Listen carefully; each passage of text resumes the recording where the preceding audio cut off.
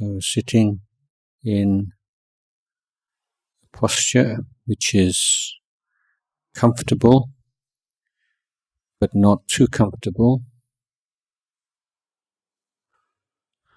Sitting straight, but not too straight.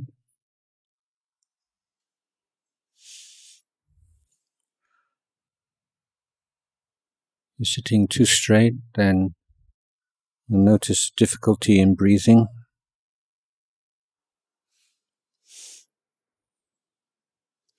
You're sitting in a way that promotes the sense of self-reliance.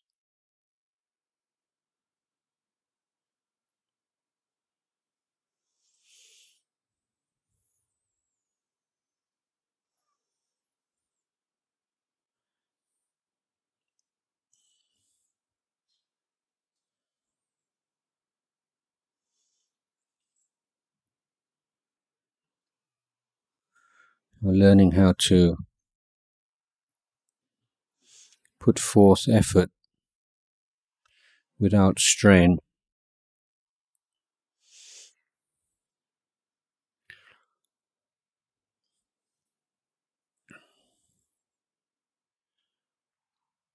So if we try too hard, then we become tense. The mind will not gather in samadhi. If too loose, the mind will wander off. Finding that balance.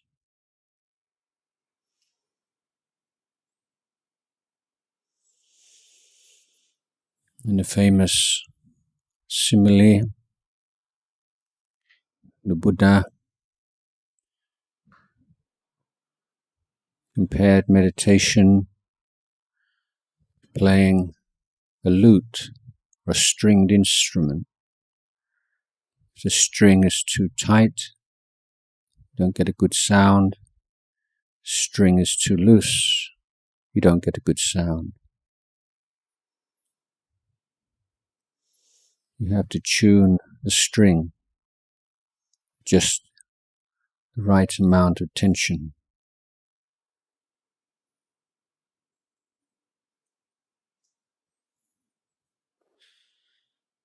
The challenge is to be able to give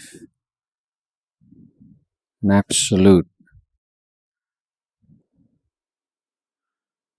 interest and respect for every single breath.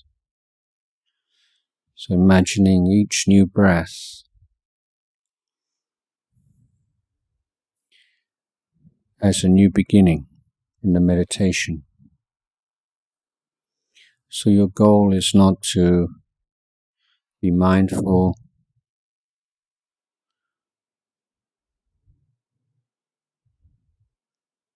for a long period of time, but one single in-breath and out-breath. And then repeat that.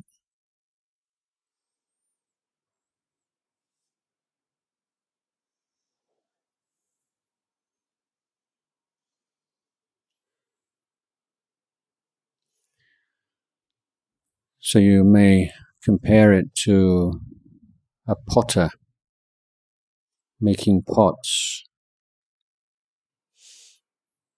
Every breath is a new pot.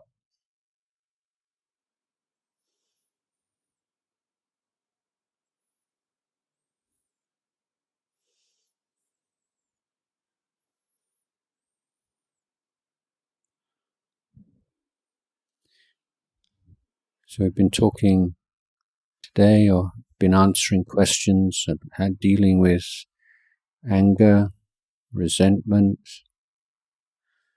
feelings of being rejected, abandoned.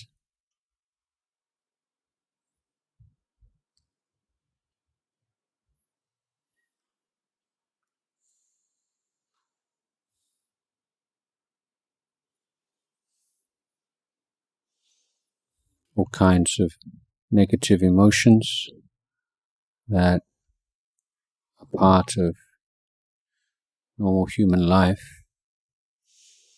So how can we develop the inner resources to deal with those kinds of challenges in life?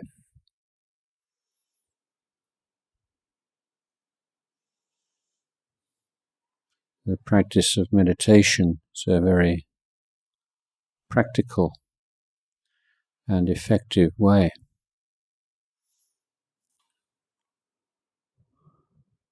of sustaining awareness in the present moment, using an object such as the breath as an anchor or a focus,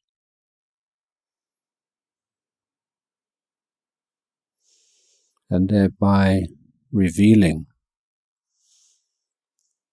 all other mental phenomena as simply mental states that arise and pass away.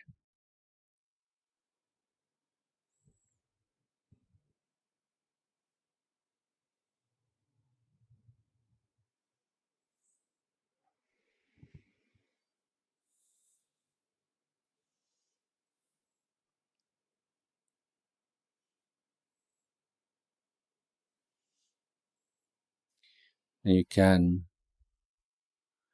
watch a movie, play a video game, be completely absorbed for hours.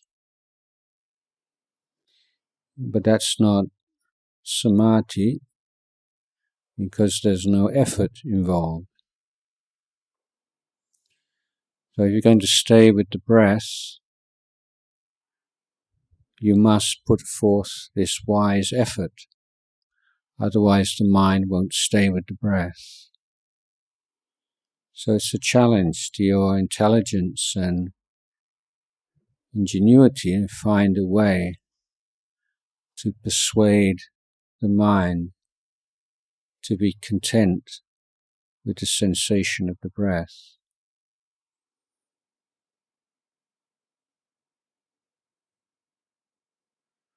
One reflection which helps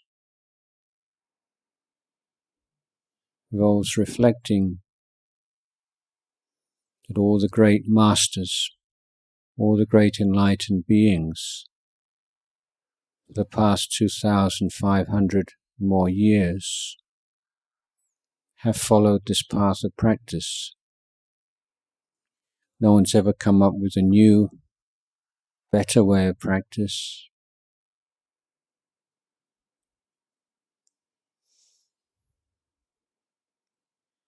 But this seemingly simple, mundane activity of being aware of the breathing in and breathing out of the body is powerful, so powerful that it can lead to true liberation.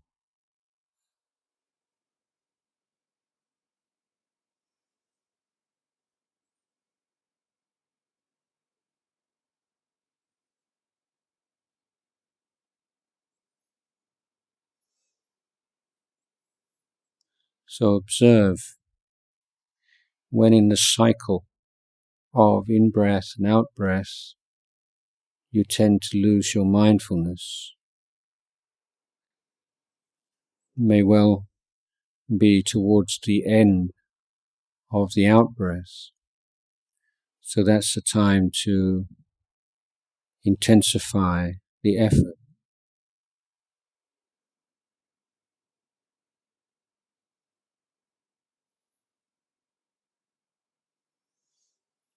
The word Buddha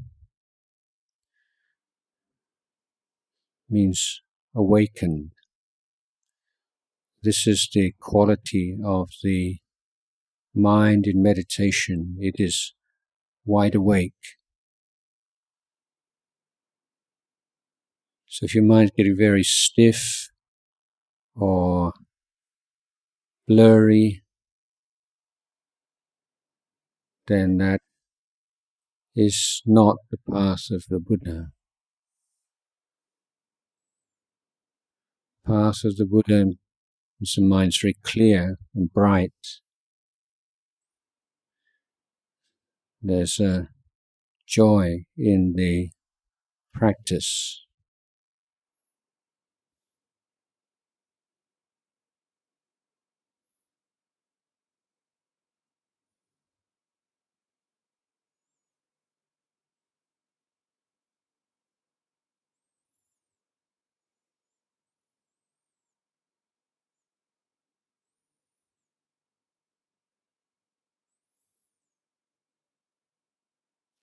So if you're now meditating on the point that you've chosen, the end of the nose, for instance,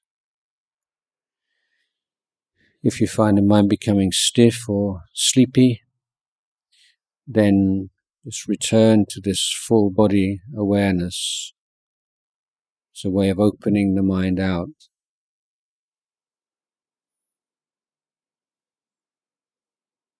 And just enjoy that feeling of the breath entering and leaving the body. All the feelings from the head down to the toes. And mindfulness has been re-established, then return to the point at which you are observing the breath.